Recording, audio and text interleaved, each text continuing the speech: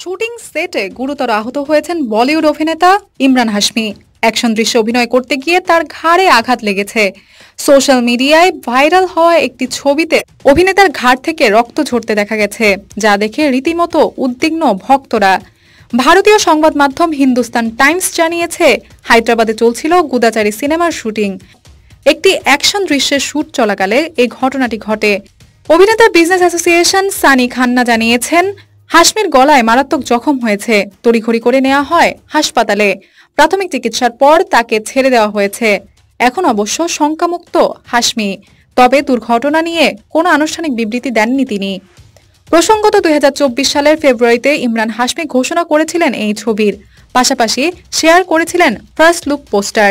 ক্যাপশনে লিখেছিলেন, বৃহত্তম গুপ্তচর ফ্র্যাঞ্চাইজি একটি ব্লকবাস্টার সংযোজন পেয়েছে। বোর্ডিং মিশন #G2 শুটিং চলছে। সিনেমাটি পরিচালনা করেছে আদিভি শেষে। G2 হল আদিভি শেষের ব্লকবাস্টার হিট তেলেগু ছবি গুদাচারীর সিকুয়েল।